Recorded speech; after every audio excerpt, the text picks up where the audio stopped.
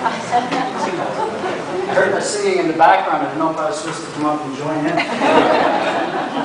Have a little fun with that. Is this a Gaither church? A little Gaither in the background. I'm not going to comment on that this morning. In fact, I'm a brother that loves to have fun. And I'm conscious that I haven't built a lot of humor into my message today. I hate regurgitating jokes. I'm more situational. So having the power go out and crash my PowerPoint is probably a good start. That's how things go. I'm kind of coming to you this week after basically a week of refreshing conversations for me. Having those conversations of things that are close to my heart, and my time in the Word has been kind of stirring my heart.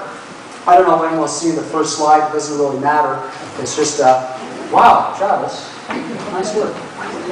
Do you have campfires in the back of your yards? I don't know what the bylaws are in Pelham. In the golf course, you can do anything you want. You might be able to burn tires. I don't know. But I like to camp. We do some camping. We've gone from tents to a little trailer. But it's always the campfire. Back in the yard, it's a campfire that we enjoy. And the conversations for me this last week have been kind of like when the fire and the embers are getting low, and you come along and you rearrange it and you poke it and you add a little fuel to it. That's what God's been doing. It's just kind of stirring up in my heart the fire for something that's been a burden for me for really most of my walk as a believer. I didn't come to Christ. I didn't experience His forgiveness until I was 16. But that fire, that just God keeps stirring it, is for the lost. It's for the lost, for the unreached. And often it has to do with the unreached in my own neighborhood. It's easy for me to think about things globally, but it's in my own neighborhood.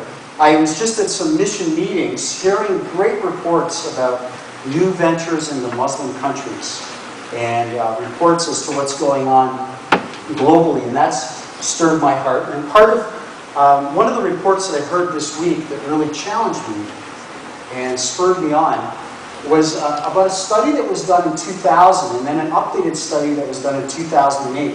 In 2000, the study was it was an ethnologue or a people group report, if you're familiar with the Caleb Project, the Joshua Project, those kind of groups on missions. They had to look at the percentage of the world that's never had a chance to hear about Christ at all.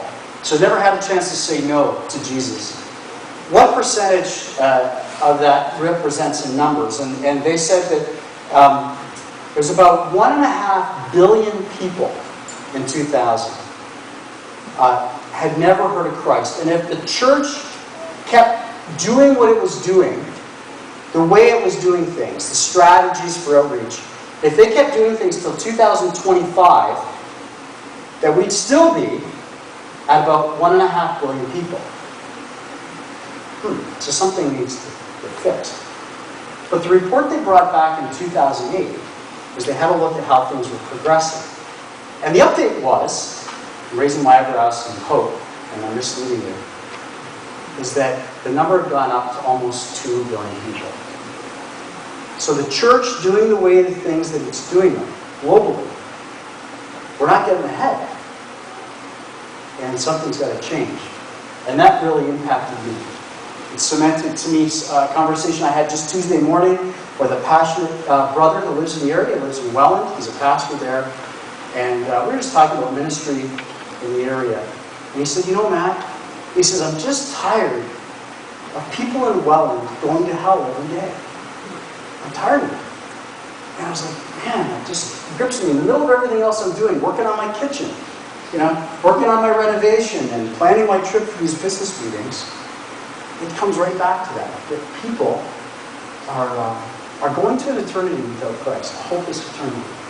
And the fire was starting to grow. The passage this morning, if you want to turn your Bibles from Matthew 9, I know it's mentioned in your bulletin this morning.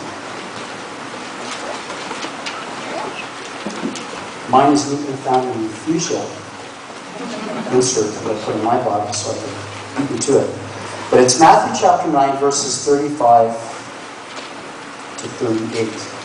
And I'm I'm kind of reading creatively from the New Living Translation. I didn't ask what versions you prefer. I usually study in the NIV and the American Standard, but this morning I'm just going to read from the New Living Translation to add a little spice to my time with you. Jesus traveled through all the towns and villages of that area, and he'd been through all kinds of towns and villages for days, very busy, teaching in the synagogues and announcing the good news about the kingdom. And he healed every kind of disease and illness. When he saw the crowds, he had compassion on them because they were confused and helpless, like sheep without a shepherd. And he said to his disciples, "The harvest is great, but the workers are few. So pray to the Lord who is in charge of the harvest, and ask him to send more workers into the fields." I love the trigger that God reveals about his heart that's moving him into action here. His heartfelt response to humanity. And that is that through God's eyes, humanity is confused. They're lost. They're harassed. Part of me as a fundamental thinking Christian is that humanity's wrong. Muslims have it wrong. Hindus who we've worked with, they got it wrong. And as an apologetic, thinking Christian, I want to have a debate and think about what's right and wrong. And God reveals his heart in this passage that humanity's lost. They're confused. They're like wandering around without a shepherd. And then he unpacks his heart. God's saying, I'm that shepherd. I'm the shepherd that wants to give them guidance. This morning, I'd just like us to consider, three aspects out of this passage. And that is, how is it that people find themselves in this state? What our Father's response is to that? And lastly, what our burden is. What our response and responsibility is to that. I don't know if you're a World War II movie buff, but have you seen The Longest Day? Yeah, a lot of you have seen that. It's 1962, so that says something. John Wayne is one of the heroes in it. But it's about D-Day. It's about landing on the beaches of Normandy and all the events that unpack on that day. And it's ironic. The troops, the Allied troops, are so focused on breaking through and having a safe landing. And their plan is, when they get there, that they need to all meet and move on to St. Mary Glees. I'm sorry if I haven't pronounced that last name. Pardon me? No problem. Thank you, Lisa. This is where they've got to meet. So that's not really the thing they're thinking about. They're thinking about breaking through on the beaches. And when the Allies get there, they look at the signs in the community for their direction. And they're ready to head there. And they start marching. And John Wayne, not going to do an impersonation, he checks his compass. And he's like, wait a second, it's east. We're going in the wrong direction. They're heading to an ambush. And he says, the enemy has moved the signs. The enemy had turned the signs the other way to lead the Allies, if they broke through, right into their trap. I dare say that's how our enemy works in this world. God's heart is saying we're confused. We're like those soldiers who are reading the wrong signs. We've got our directions mixed up. And we're heading into a trap. And God's heart is compassion for us. Humanity has a problem. We've got our signs mixed up. We think we know the way,